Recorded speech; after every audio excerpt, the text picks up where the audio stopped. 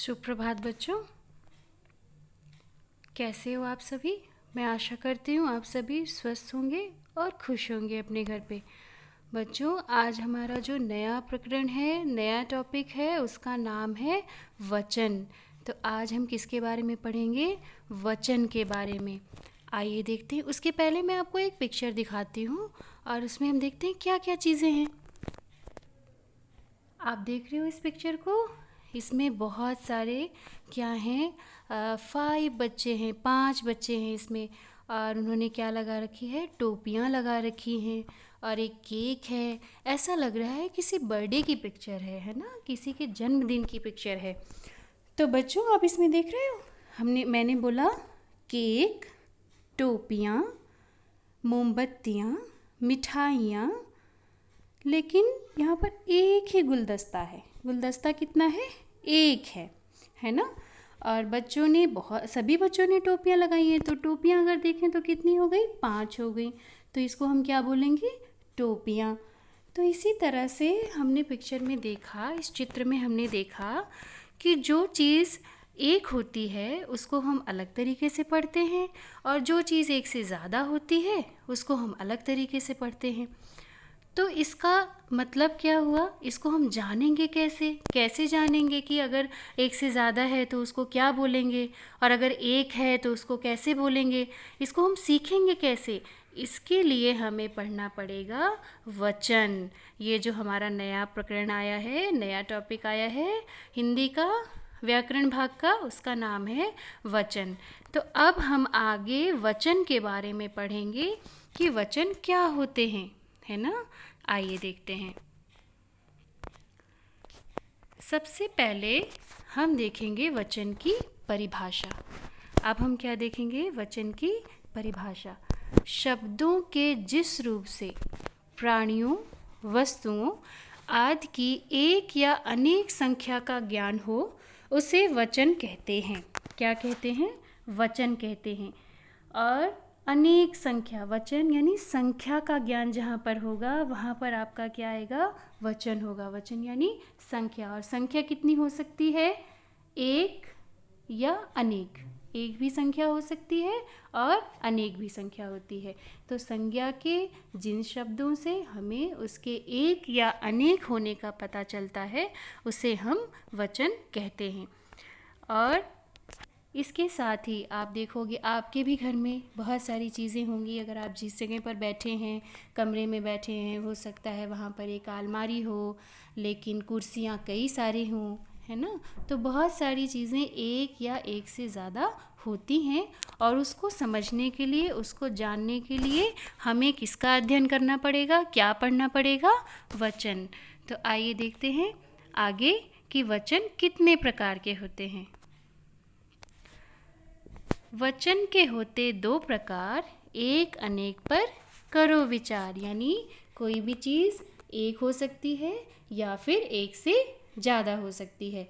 तो वचन में हमें यही सीखना है। वचन हमारे कितने प्रकार के होंगे? 2 प्रकार के होंगे। और ये जो स्लोगन है ये आपको याद रखना है कि वचन के होते 2 प्रकार, एक अनेक पर करो विचार। तो ये आपको हमेशा याद रखना है कि वचन के 2 प्रकार होते हैं। वो कौन कौन से होते हैं वो हम आगे पढ़ेंगे, है ना?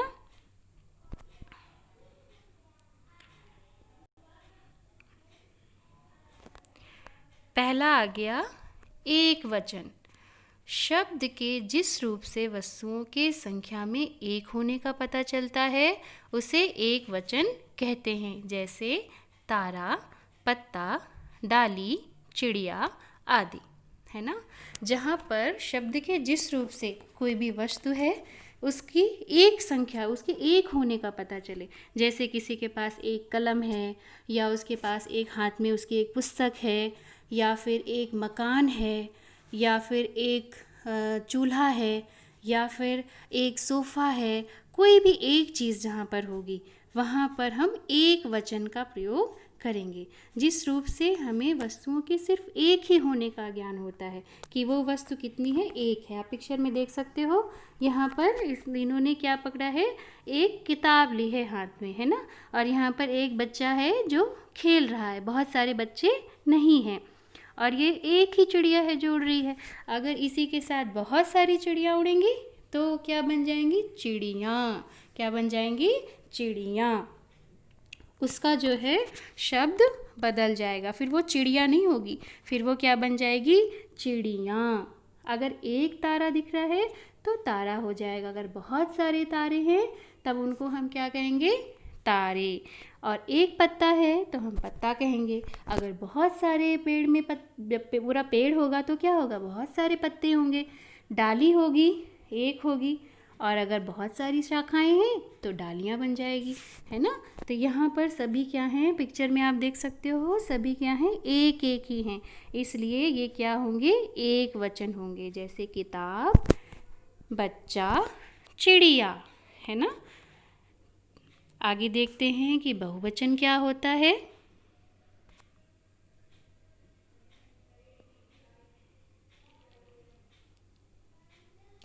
यहाँ पर आप देख रहे हो ये कितनी है? माला अगर ये पूरा अगर हम बोलें तो ये क्या है?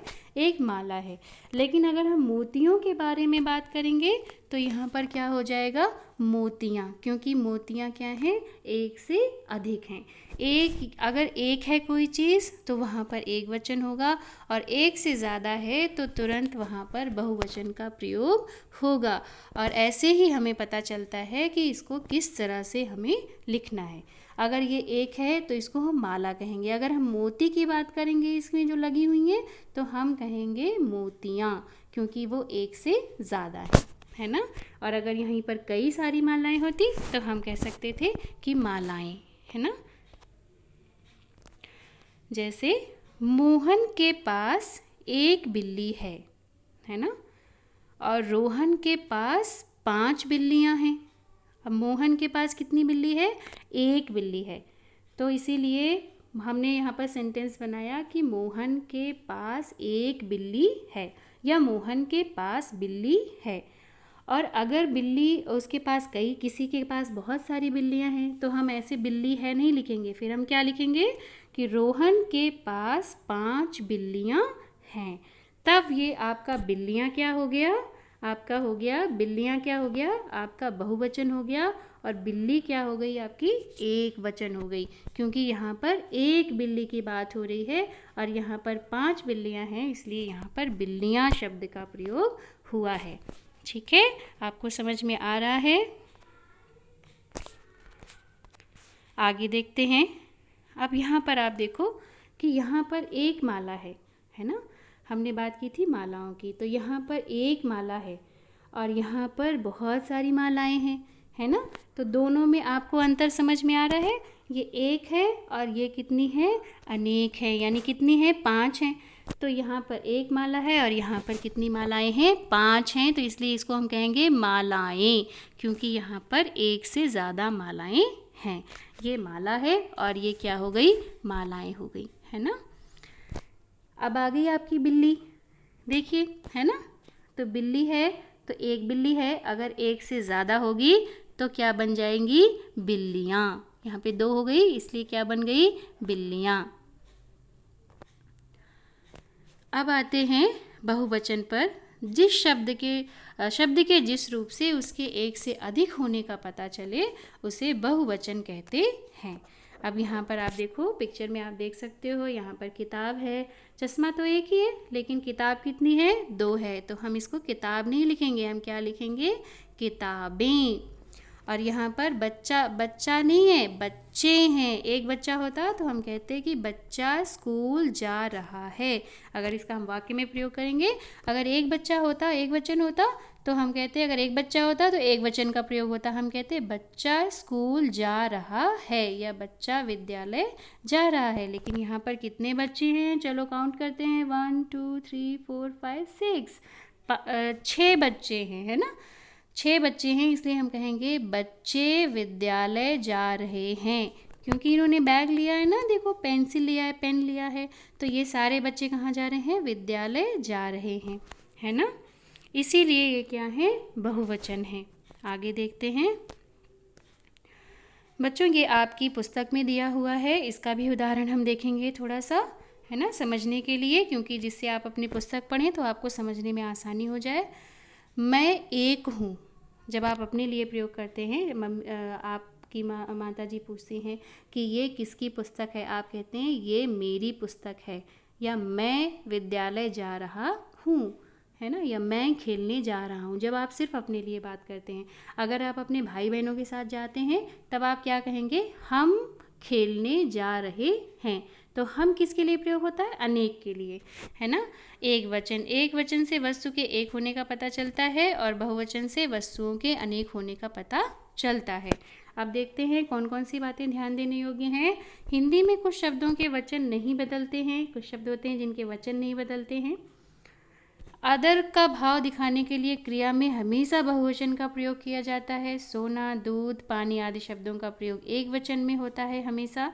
जैसे अगर आपने ज़्यादा सोना खरीदा है तो आप ऐसे बोलेंगे कि मैंने 1 किलो सोना खरीदा, या मैंने सोने खरीदे, आप ऐसे नहीं बोलेंगे, आप बोलेंगे मैंने 1 किलो सोना खरीदा, या मैंने 10 ग्राम सोना खरीदा, या जितना भी आपने खरीदा, मैंने 5 लीटर दूध लिया। इस तरह से आप उसके साथ संख्या लगा देंगे। आप दूधों या दूधें ऐसे प्रयोग आप नहीं करेंगे, है ना। प्राण, हस्ताक्षर, आंसू आदि शब्दों के लिए हमेशा बहुवचन का प्रयोग होता है। और बहुवचन का परिवर्तन कैसे करते हैं, जैसे घोड़ा है, अगर एक है तो घोड़ा, अधिक हैं तो घोड़े। वैसे ही लड़का का क्या बनेगा, लड़के, तारा, तारे, पुस्तक, पुस्तकें, माला, मालाएं, रोटी, रोटियां, आँख, आँखें, थाली, थालियाँ, चूड़ी, चूड़ियाँ, रात, रातें, सड़क, सड़कें, बहन, बहनें, कपड़ा, कपड़े, बेटा, बेटे, लड़की, लड़कियाँ, रुपया, रुपए, दीवार, दीवारें, तोता, तोते। इसी तरह से आपकी पुस्तक में परिवर्तन करके दिया हुआ है कि एक वचन होगा तो कैसे आप पढ़ेंगे और बहुवचन होगा तो आप कैसे पढ़ेंगे, है ना, कैसे लिखेंगे उसको, कैसे समझेंगे। ये बेटा आपको याद करना है, ठीक है, सभी को याद करना है इसको। अब आइए देखते हैं कि हमने इस पाठ में क्या सीखा। वचन संज्ञा शब्दों की संख्या बताते हैं। जितने भी संज्ञा शब्द होते हैं उनकी ये क्या बताते हैं, संख्या का हमें पता चलता है कि वो एक है या एक से अधिक है। वचन 2 प्रकार के होते हैं, एक वचन और बहुवचन। शब्द के जिस रूप से उसके एक होने का पता चलता है उसे एक वचन कहते हैं, ये हमने सीखा, जैसे लड़की। और शब्द के जिस रूप से उसके अनेक होने का पता चलता है उसे बहुवचन कहते हैं, जैसे लड़कियाँ। कुछ शब्दों का प्रयोग एक वचन की तरह ही होता है और कुछ शब्दों का प्रयोग सदा बहुवचन में होता है। वचन के अनुसार वाक्य का रूप जो है वो बदलता रहता है। जैसा वचन होगा वैसा ही उसका रूप परिवर्तित होता रहेगा। जैसे मैंने आपको बताया था पहले भी कि जब बच्चे स्कूल जा रहे हैं, या फिर जब बहुवचन होगा तो बच्चे स्कूल जा रहे हैं, और अगर एक बच्चा जा रहा है तो बच्चा स्कूल जा रहा है ना। तो इस तरह से उसका वाक्य में भी उसका रूप परिवर्तित होता रहता है। ये चीज़ें हमने आज सीखी हैं। आपको जो कुछ भी समझ में नहीं आया होगा आप मुझे फ़ोन कर सकते हैं, मैसेज कर सकते हैं, आप संदेश भेज सकते हैं मुझे व्हाट्सएप पर कि मैम मुझे ये चीज़ फिर से बता दीजिए। आप 2 बार या 3 बार इस वीडियो को देखेंगे और इसकी बैक एक्सरसाइज की PDF आपको मैं भेजूँगी, उससे आप अपनी बुक का अभ्यास कर हल करेंगे, ठीक है। और ये बच्चों आपके लिए एक्स्ट्रा एक्टिविटी वर्क है, इसको आपको याद करना है। कंठस्थ करो मतलब याद करो। एक वचन और बहुवचन देते संख्या ज्ञान, भाषा में प्रयुक्त हो कैसे रखना पड़ता ध्यान।